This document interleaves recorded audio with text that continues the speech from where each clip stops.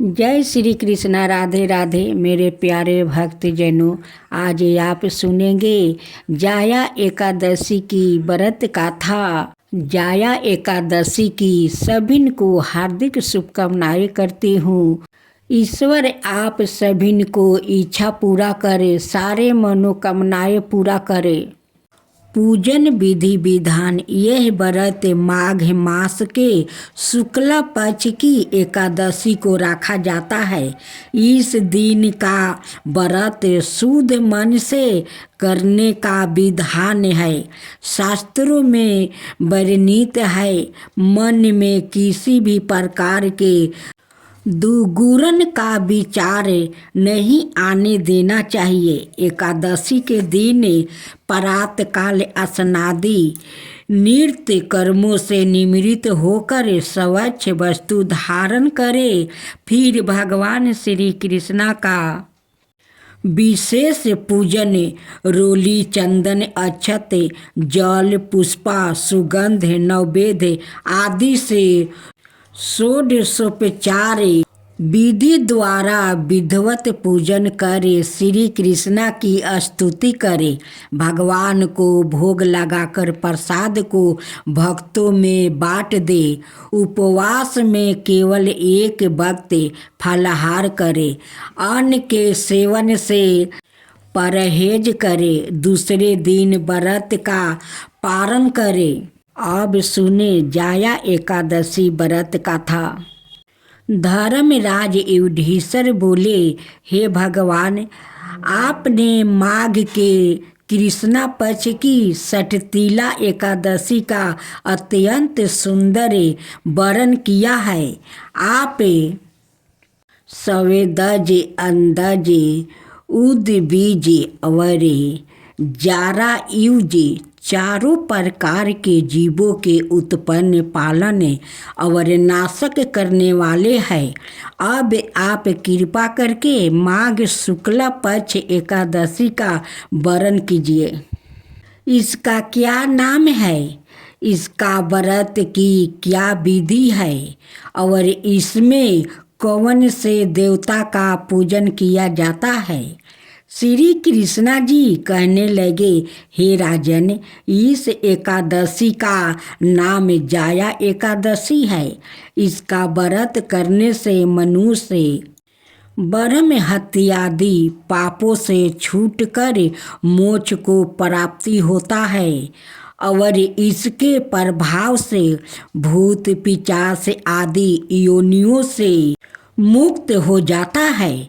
इस व्रत को विधि पूर्वक करना चाहिए। अब मैं तुमसे पद्म पुराण में वर्णित इसकी महिमा की एक गाथा कहता हूँ। देवराज इंद्र स्वर्ग में राज करते थे और अन्य सब देवगणों सुख पूर्वक स्वर्ग में रहते थे। एक समय इंद्र अपनी इच्छा अनुसार नंदन वन में अप्सराओं के साथ विहर कर रहे थे और गंधर्व गान कर रहे थे। उन गंधर्वों में प्रसिद्ध पुष्पादंत और उसकी कन्या पुष्पावती और चित्रासेन और उसकी स्त्री मालिनी भी थी। मालिनी का पुत्र पुष्पावन और उसका पुत्र मलयावन भी उपस्थित थे। पुष्पावती गंधर्व कन्या मलयावन को देखकर उस पर मोहित हो गई और मलयावन पर काम बाण चलाने लगी। उसने अपने रूप, लावण्य और हावन भाव से मलयावन को वश में कर लिया। हे राजन, पुष्पावती भी अत्यंत सुंदरी थी।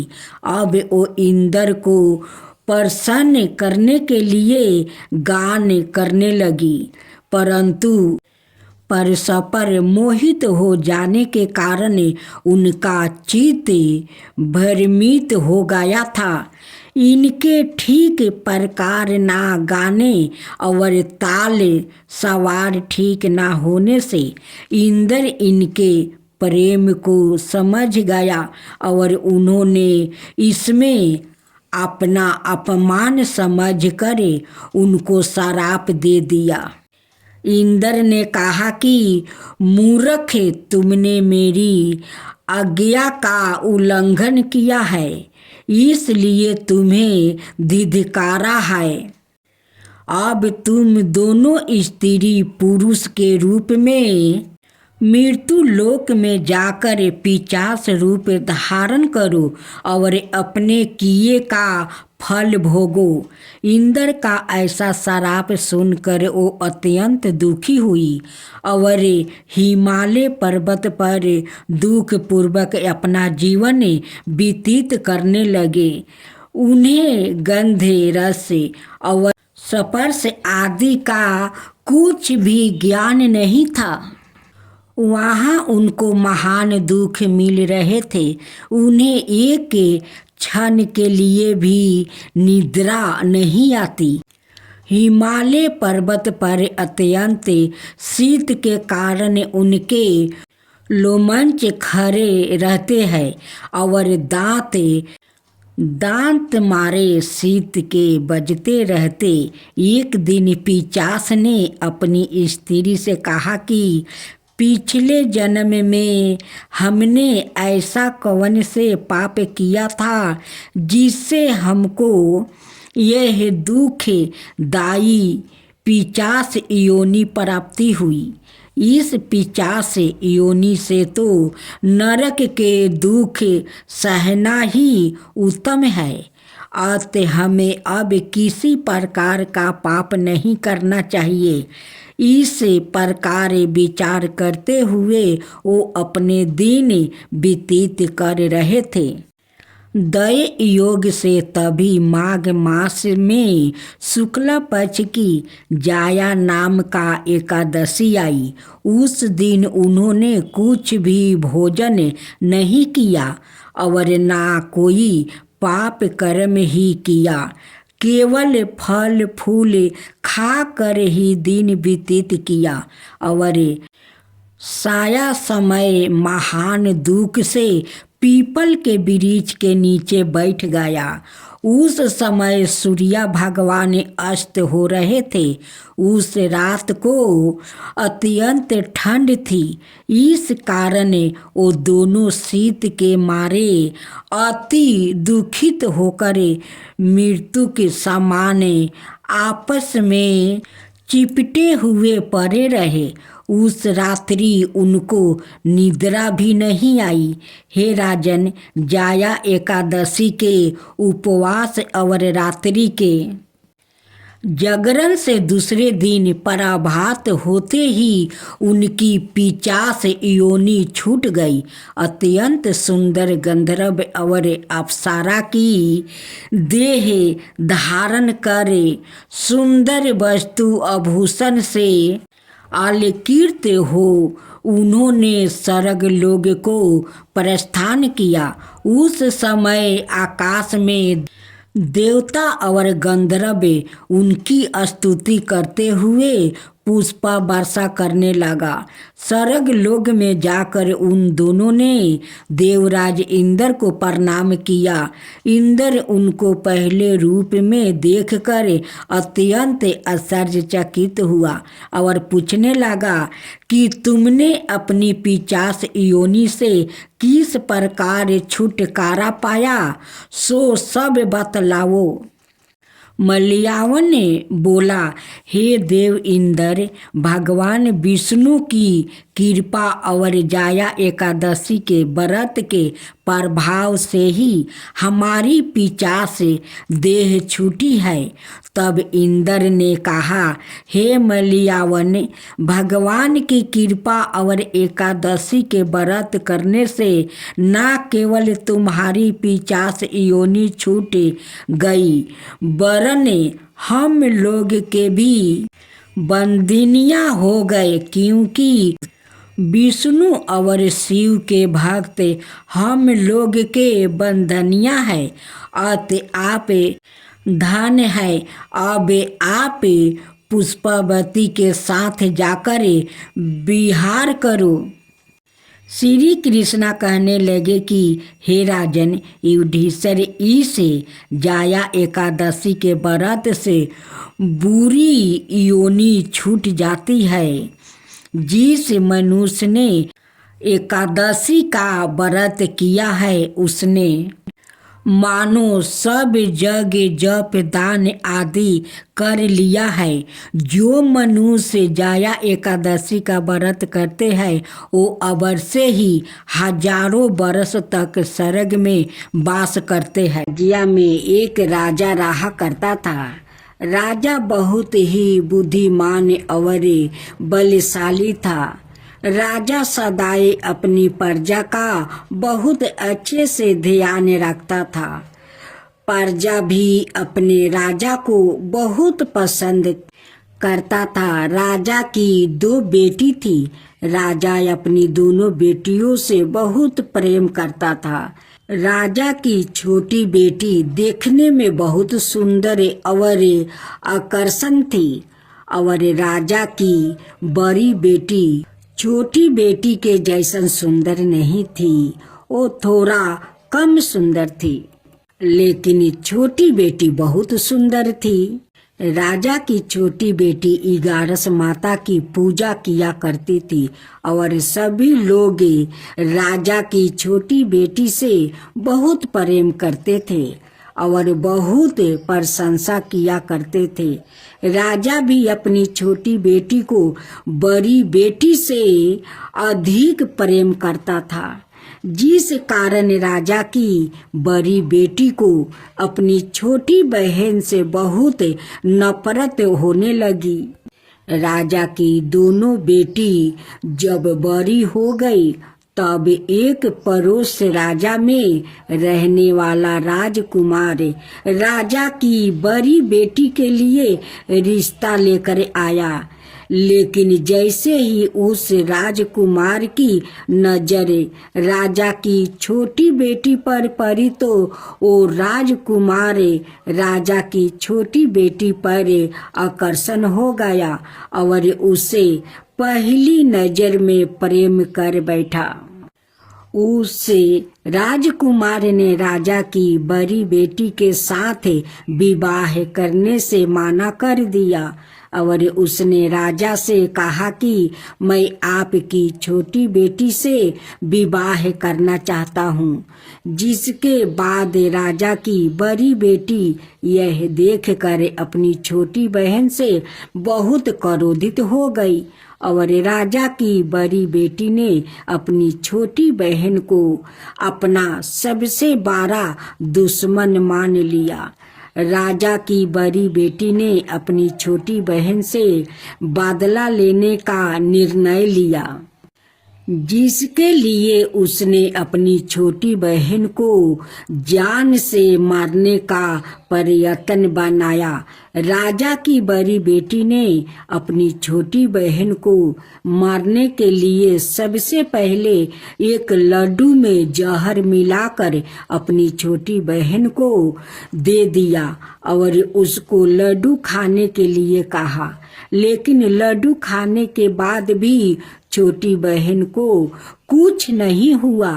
बड़ी बहन यह देखकर बहुत आश्चर्यचकित हो गई, लेकिन बड़ी बहन ने हार नहीं मानी और उसने जब रात में छोटी बहन अपने कमरे में सो रही थी तब एक मटके में सांप रखकर उसे कमरे में छोड़ दिया।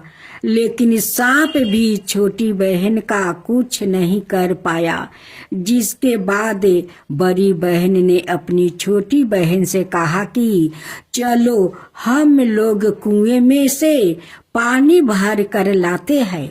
जिसके लिए वो अपनी छोटी बहन को पानी भरने के बहाने कुएं के पास ले गई और उसने अपनी छोटी बहन को कुएं में धक्का दे दिया, लेकिन छोटी बहन को तब भी कुछ नहीं हुआ, क्योंकि हर बार इगारस माता उसकी रक्षा कर रही थी और उधर बड़ी बहन अपने सारे प्रयासों के बाद असफल हो रही थी, जिससे वो बहुत क्रोधित होती जा रही थी।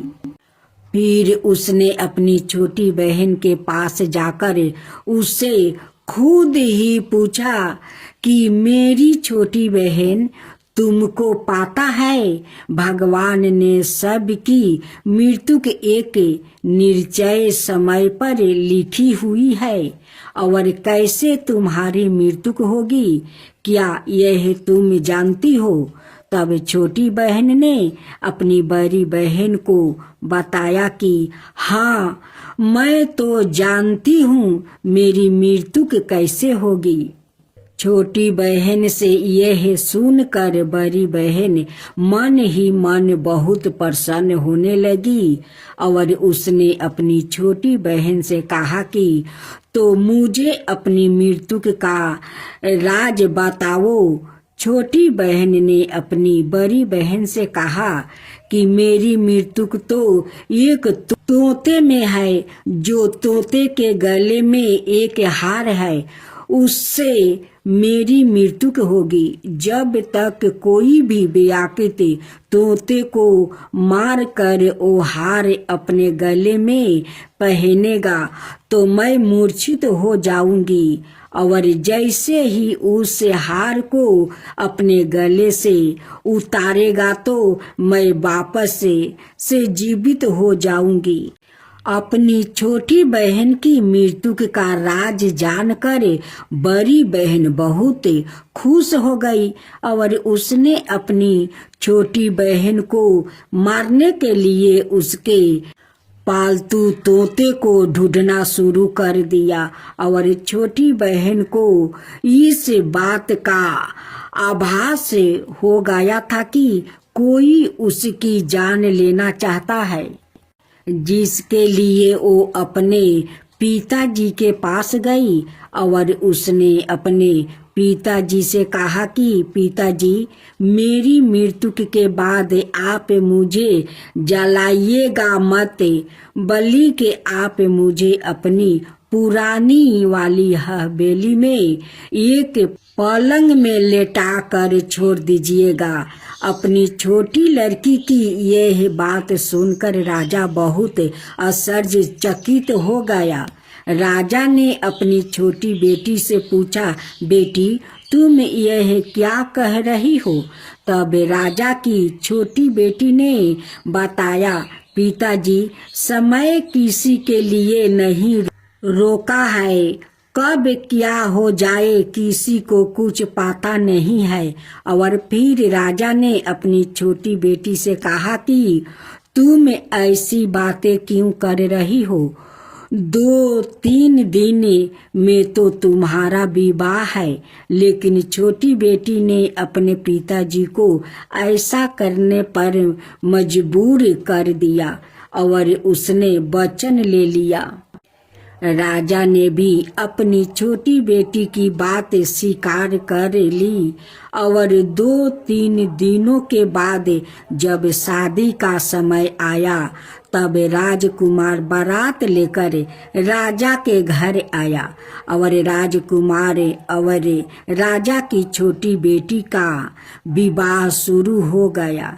जैसे ही राजा की छोटी बेटी राजकुमार के साथ फेरे लेना शुरू करती है तो उसकी बड़ी बहन अपनी छोटी बहन के कमरे में जाकर उसके तोते को पकड़ लेती है और उसको जान से मार देती है।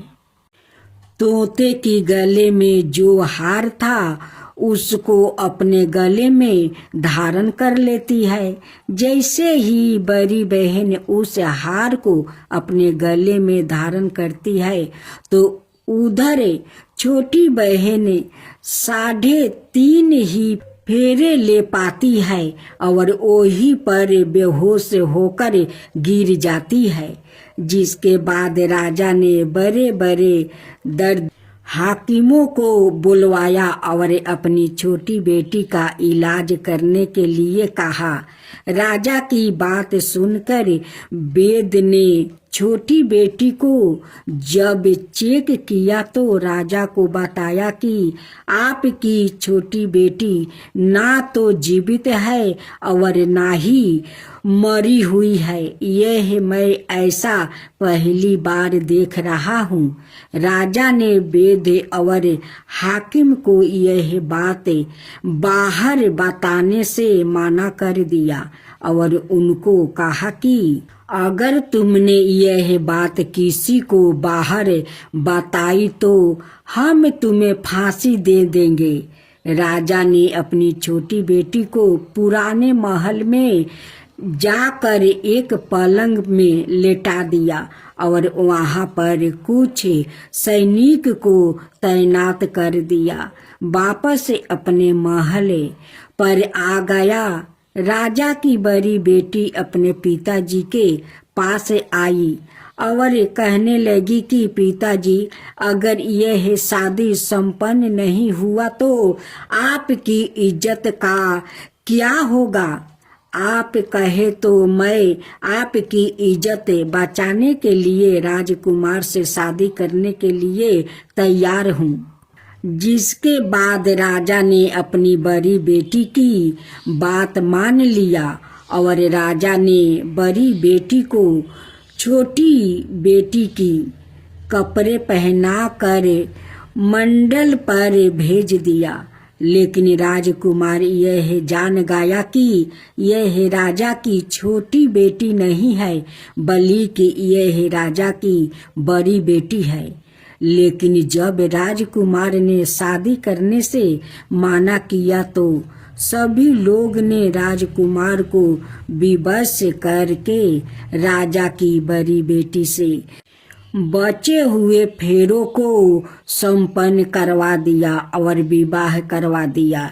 जिसके बाद राजकुमार राजा की बड़ी बेटी को अपने महल ले गया। राजकुमार राजा की बड़ी बेटी से ना तो बात करता था और न ही उसको पसंद करता था और ना ही उसके आसपास भटकता था। और राजकुमार ने यह फैसला लिया था कि वो अपनी प्रेमिका को ढूंढ कर रहेगा और यह जान कर रहेगा कि उसके साथ हुआ क्या है। एक दिन राजकुमार अपने घोड़े पर सवार होकर राजा के पुराने महल के पास पहुंच गया, जहां पर उसने कुछ सैनिकों को देखा। महल के पास पहुंचकर राजकुमार ने जब महल को ध्यान से देखा तो वो समझ गया कि यह तो हमारे ससुर जी का महल है। तब राजकुमार ने सैनिकों से पूछा, तुम लोग यहाँ क्या कर रहे हो और इस महल के अंदर उस पलंग में कौन लेटा है? जिसके बाद सैनिकों ने बताया कि यहाँ पर राजा की छोटी बेटी लेटी है। यह सुनकर राजकुमार बहुत प्रसन्न हो गया और वो तुरंत अपनी प्रेमिका के पास पहुंच गया और उसकी सेवा करने लगा। जैसे ही रात हुई तो राजा की छोटी बेटी उठकर खड़ी हो गई। राजकुमार यह देखकर बहुत खुश हो गया और उसने अपनी प्रेमिका से पूछा कि तुम यहाँ क्या कर रही हो? तुम मेरे साथ मेरे घर चलो। राजा की छोटी बेटी ने राजकुमार को सारी बातें बता दिया कि मेरी जान एक तोते में बसी थी और मैंने यह बात सिर्फ अपनी बड़ी बहन को बताया है और मुझे पता है कि उसने ही मुझे मारने का प्रयास किया है।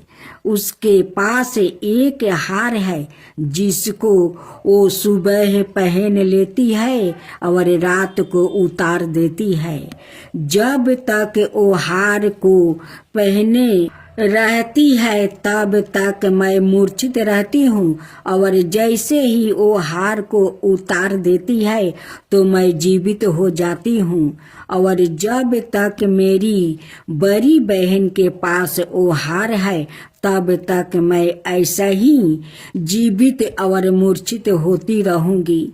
अगर मेरी बड़ी बहन के पास जो हार वो मेरे हाथ में लाया जाए तो मैं हमेशा के लिए जीवित हो जाऊंगी।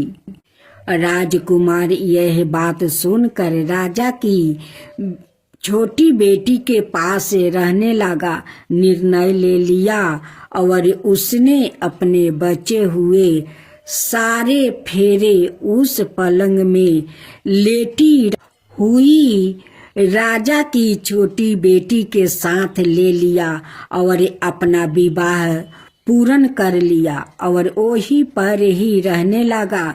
देखते ही देखते कुछ समय में राजा की छोटी बेटी और राजकुमार की पत्नी पेट से हो गई। एक दिन राजकुमार को किसी काम से बाहर जाना पड़ा, तब छोटी बहन के पेट में बहुत तेज से दर्द होने लगा, जिसके बाद उसने इगारस माता का आहन किया। जिसके बाद वहाँ पर इगारस माता प्रकट हुई और उन्होंने अपनी भक्तों के दर्द को दूर किया और एक पुत्रा की प्राप्ति करवाई। और वही पर अचानक से राजकुमार भी आ गया।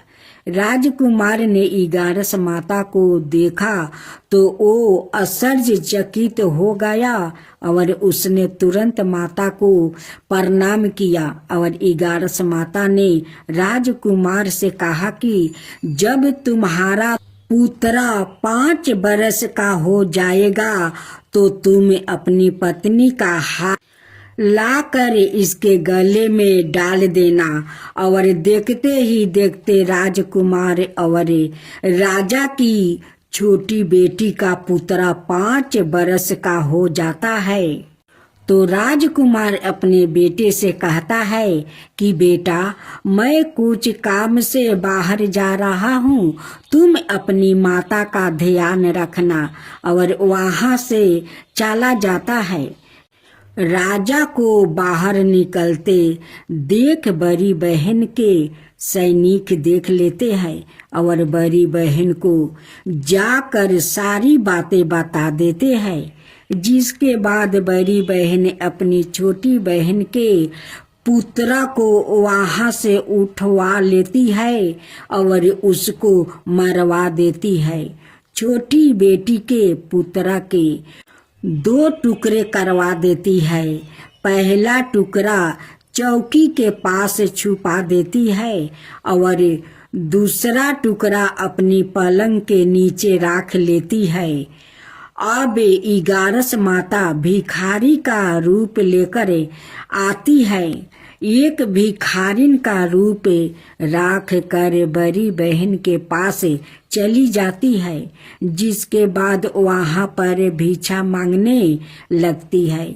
बड़ी बहन अपने नौकरों से कहती है कि जाकर भिक्षा दे दो, लेकिन जैसे ही नौकर इगारस माता को भिक्षा देने के लिए आते हैं तो माता उन्हें माना कर देती है और कहती है कि मैं तुम्हारी महारानी से ही भिक्षा लूंगी।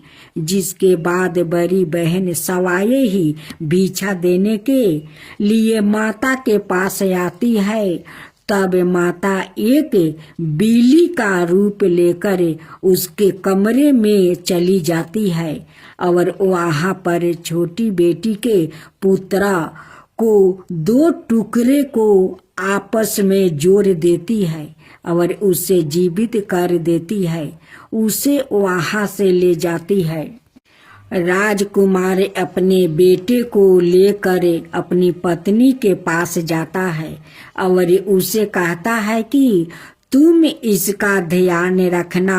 अगर तुम इस बच्चे का अच्छे से ध्यान रखोगी तो मैं तुमसे बहुत प्यार करूँगा। एक दिन राजकुमार अपने बच्चे से कहता है कि तुम मम्मी से उनके गले का हार मांग लो। जिसके बाद राजकुमार का लड़का अपनी मम्मी के पास जाता है और कहता है कि मम्मी, मुझे तुम्हारा हार चाहिए जो तुमने गले में पहन रखा है। यह सुनकर पहले तो बड़ी बहन बहुत क्रोधित होती है, पर उसको यह याद आता है कि राजकुमार ने कहा था कि अगर मैं इस बच्चे का ध्यान अच्छे से रखूंगी तो वो मुझसे बात करेगा, जिसके कारण वो हार को उस बच्चे को दे देती है और वो तुरंत हार को ले जाकर अपने पिताजी को दे देता है। और तभी राजकुमार अपने बेटे को लेकर वहां से जाने लगता है और अपनी पत्नी से कहता है कि तुम हमारे लिए खाना बना कर रखना, मैं शाम को आकर तुम्हारे साथ खाऊंगा। और वो अपने बेटे को लेकर वहां से चला जाता है, जिसके बाद वो राजा के पास जाता है और उनको सारी बातें बता देता है।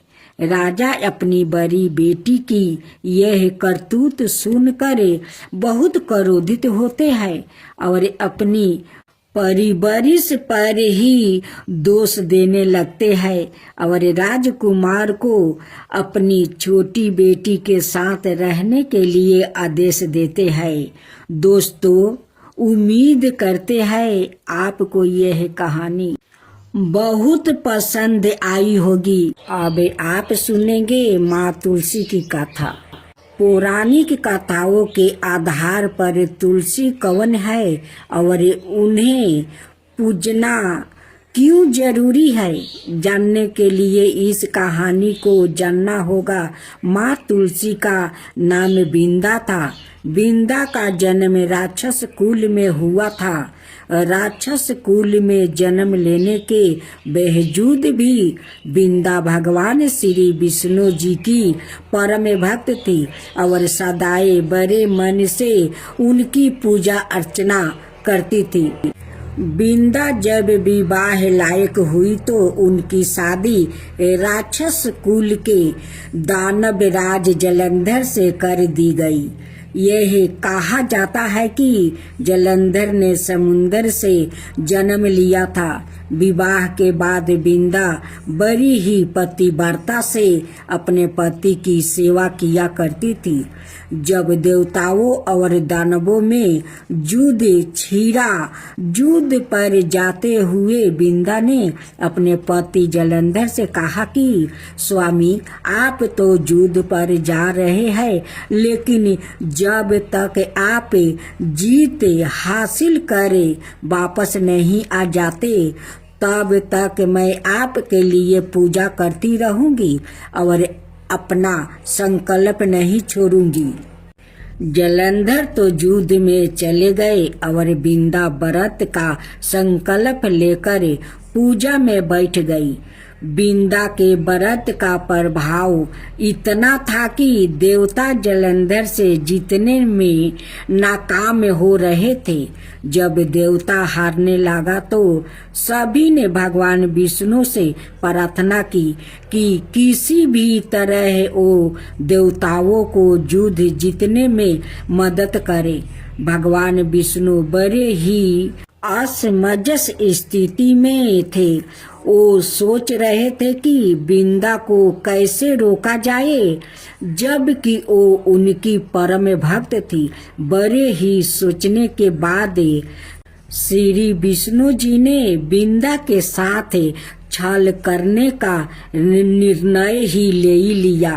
व्रत पूजा को तोड़ने के लिए उन्होंने बिंदा के पति जलंधर का रूप धारण किया और बिंदा के महल में जा पहुँचे। बिंदा ने जैसे ही अपने पति जलंधर को देखा तो उनके चरणों छूने के उद्देश्य से पूजा से उठ पड़ी, जिससे बिंदा का संकल्प टूट गया। बिंदा का व्रत संकल्प टूटते ही देवताओं ने दानव जलंधर का सिर धड़ से अलग करके उसे मार दिया गया। भगवान विष्णु के छल का पाता जब बिंदा को गाता हुआ तो पहले तो वो जलंधर का काटा हुआ सिर लेकर खूब रोई और सती होने के पहले विष्णु जी को पत्थर बन जाने का श्राप दिया। विष्णु जी पत्थर बन भी गया, लेकिन इस बात से सभी देवता देवियों और लक्ष्मी जी खूब रोने लगी। सभी ने मिलकर बिंदा से खूब मिनती की कि वो विष्णु जी को श्राप से मुक्ति कर दे। आखिरकार बिंदा मानी गई। भगवान विष्णु फिर से अपना अवतार में आए। विष्णु जी ने देखा कि बिंदा जिस जगह सती हुई उस जगह एक पौधा खिला हुआ है। बिंदा से किए गए छल का प्रायश्चित करते हुए विष्णु जी ने खिले हुए पौधों को तुलसी का नाम दिया और यह ऐलान किया कि आज से इनका नाम तुलसी है और मेरा एक रूप इस पत्थर के रूप में रहेगा, जिसे शालिग्राम के नाम से तुलसी जी के साथ ही पूजा जाएगा और तुलसी जी की पूजा के बगैर मैं कोई भी भोग स्वीकार नहीं करूँगा। तब से तुलसी जी की पूजा सभी करने लगे। तुलसी जी के साथ शालिग्राम जी का विवाह किया जाता है। एकादशी के दिन इसे तुलसी विवाह पर्व के रूप में मनाया जाता है। तुलसी बड़ी पवित्र और बड़े काम की चीज है। चरण मृत के साथ तुलसी को मिलाकर प्रसाद के रूप में ग्रहण किया जाता है। हिंदू धर्म में सभी अपने दरवाजे यह आंगन में तुलसी का पौधा लगाते हैं। शरीर के कई विरोगों के लिए भी यह फायदामंद है। जो पवित्र है हमारे लिए समर्पित है उसे हम माँ कहते हैं, इसलिए उन्हें माँ तुलसी कहते हैं।